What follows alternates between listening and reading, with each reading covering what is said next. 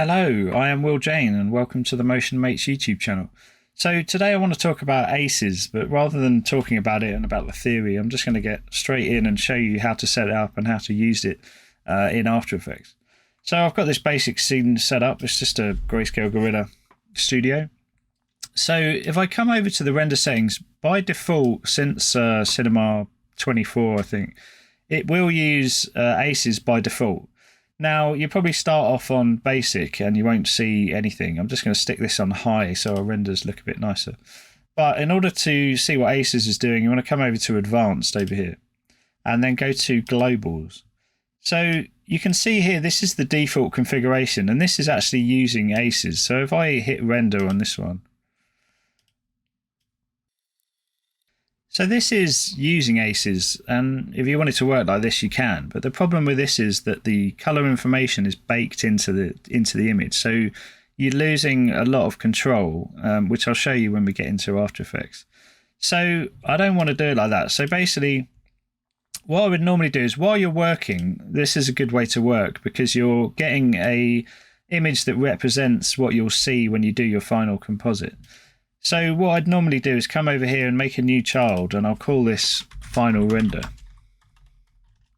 because make sure this is checked. On final render, what you want to do is come here and change this to raw and untick compensate for view transform. Now, if I was to try and work in here, I mean, you can see already it's basically makes the image a lot darker, and so you're not going to get a representation of what that image would look like. So one other thing before I render this, one other thing to note is that when you're using textures, by default, ACES and Redshift will set the color space to auto, and most of the time that's fine. It's going to pick it up fine. But I know this is a sRGB, so I'm going to come over here, File IO sRGB, and for normals, you want to make sure that that is set to raw. So just in case, it hasn't done it automatically, it's good practice to kind of set them if you know that. So if I come over to save, I'm going to basically make sure I'm on EXR. I'm going to tick this little drop down here and I'm going to use 16-bit float and make sure it's 32-bit channel. I'm going to leave the compression method on zip because obviously I'm using ACES, so I want to get the best quality and the best picture I can. I have done work with DWAA and, absolutely fine, but we'll use zip in this case. And I will just choose where I'm going to save this. Okay, so we're all set. So make sure we're on final render, zip, yeah, all good. So I'm going to render this to the picture viewer. Okay, so that's all done for that. So if I come over to After Effects, you need to make sure that your depth is set up to 32 bits per channel, your working space is sRGB, and you want linearized working space, right? So if I import the render that we've just done, and I'll drag this into a new comp. So, it doesn't look quite right and it isn't right at the moment. So what you want to do is create a adjustment layer. This one you want to call ACES to sRGB. Now for this next step, you're going to need the ACES color profiles. So inside of Cinema 4D, it has the ACES profiles in here by default.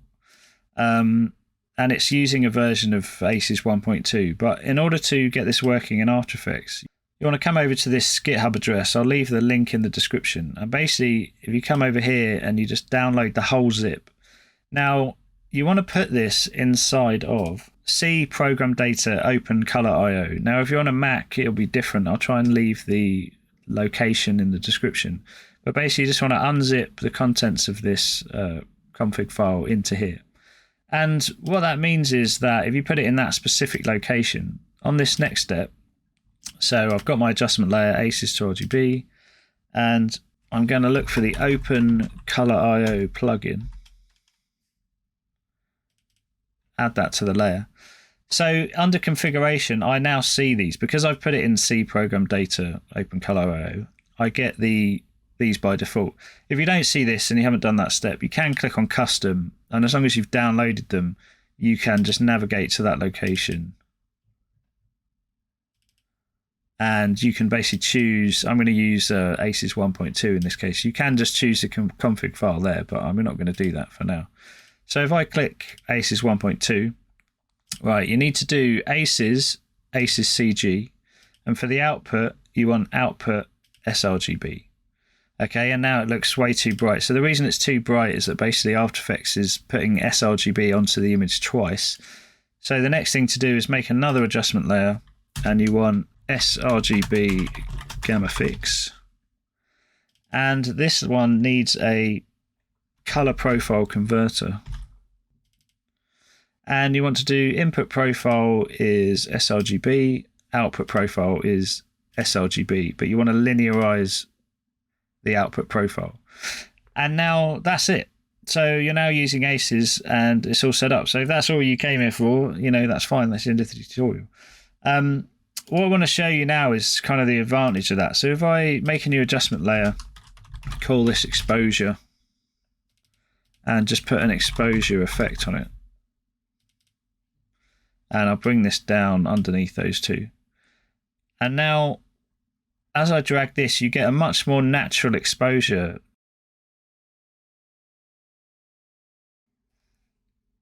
Okay, so if I drag in this other image, so this one was done by baking ACES in. So that's the same as we had originally. It's the default configuration. So if you leave it on this, that's ACES baked in. Now, if I put this in a pre-comp, and I compare these two, you can see they're exactly the same, right? So you might be wondering, well, why have I separated this out? Why have I done this? So if I just copy this exposure and bring it in here. So as I adjust this exposure, turn it on, you can see that it's very unnatural. Like it blows out the white. You see the white on the highlight getting blown out instantly on here. And, it's basically unusable at this point. So you can't raise the exposure. It's very limited in its range, which is essentially the whole point of using ACES. So if I come back to this one where we didn't bake ACES in, and I adjust the exposure on this, you get a much more natural, like you can push it quite far, and it just looks like an overexposed image. It looks like you've got a massive bright softbox up here. So it's much more realistic and much more natural, and that's essentially the whole point of using ACES. What I would say is when you first learn about ACES, you kind of think, oh, it's going to make all my renders look amazing. But it's not really until you have very bright lights, or you're doing this kind of color correction, and you're using the kind of added range that ACES gives you, that you see kind of why you're using it and the advantage of doing that. So hopefully that's helped you learn ACES, and you can just follow that and refer back to it as a quick guide on how to get ACES set up.